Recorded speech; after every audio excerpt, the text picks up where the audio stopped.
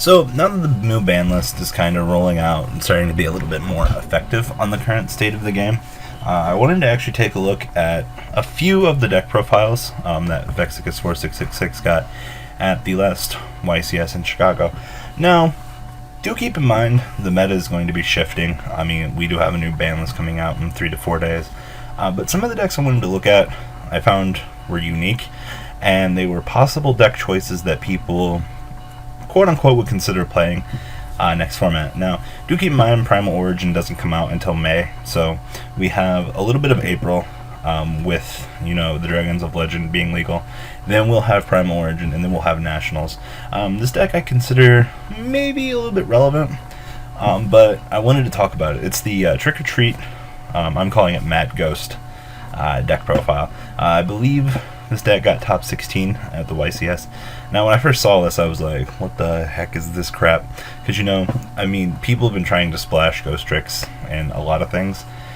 This isn't Chaos era where Chaos goes in everything. Like, Cookie Cutter Chaos was 05, 06.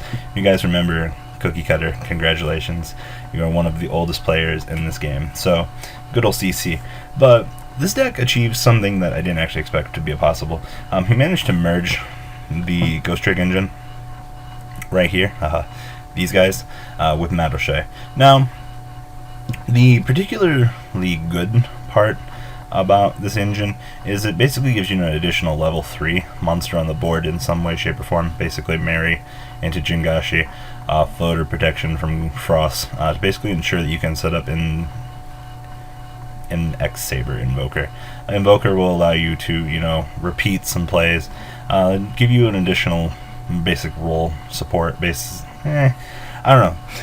Like, I understand what he was trying to do. I think Lantern might have been a better way to do it.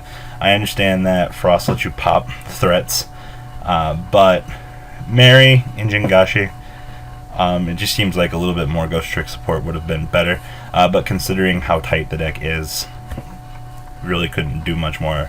The basic Madoshe engine is in here as well. There really wasn't much room for that as well, considering you have 2 engines running together in the same deck, and you do have the Palooza Blow Your Load card. So, outside of that, the deck did what it was meant to do, functionally. Use the Ghost Trick engine to set up for basic combos, set up protection, while the Madoshe engine nets you your offensive line. So, Triple Messenger Gelato, you guys should know what he does. He recruits for these 3 good cards. Once you have these 3 good cards set up, you basically just have a floating engine. Triple Mageline, same thing, floats for any of these cards you need. Triple Hoot Hoot. The thing with this, you're going to always have Ghost Trick stuff in your graveyard because, they don't float back into the deck. So constant fodder is good, and then 1 Mewtwo, just additional special summon support. As I said for the Ghost Trick engine, Triple Jingashi, basic flip search for 2 of your Frost, or your reactive Mary for defense. So, receive battle damage, Mary into Jingashi, which I assume will get flipped up, get Frost. It's a nice little defensive line for 1 card. And it gets you 3 monsters in the grave for Hoot Hoot. And then 2 Effect Failure. Basic hand trap. It's a pretty solid monster lineup for what it was. As for spells, a little bit cloggy. I'd like to see a 3rd MST here, but he does have 2 trap stun down here, so it's the same basic thing. As for spells, Dark Hole, 2 MST, and then the 1-ups. Considering he did merge the Ghost Trick engine into this deck, there really isn't much of a need to expand on this, so 2's fine. As for traps, the 1 Palooza, same reasoning behind this. Then just basic defensive traps, Bottomless, the 2 Force, Torrential. 2 trap stuns to ensure whichever push you are going for is going to go off. 1 Compulse, 2 Emptiness, same thing. While you're streamlining a defensive lineup here, this will help shut down your opponents. 2 Mistakes, once your combos set up, win the game, or force your opponent to play the game as slow as you are, depending on how bad or how strong your opening hand is. 2 Divine Wrath, just general monster protection. Pop something that you don't need, these guys, or something for Hoot Cake. Good combo card. And then 1 Solemn Warning. His extra deck, not really much to explain here. Dolham, 1 Invoker, Met-Quipped, the 2 Levier. If you're going to play this deck, I recommend it. It's good. Alucard, one of the best destruction of face-down cards in the game. 1 Cowboy, Dweller, Diamond Dyer, Arc, Black Ship, Blade Armor, the 2 Queen, and Armades just because it's broken. His side deck, it's basically counter to the meta.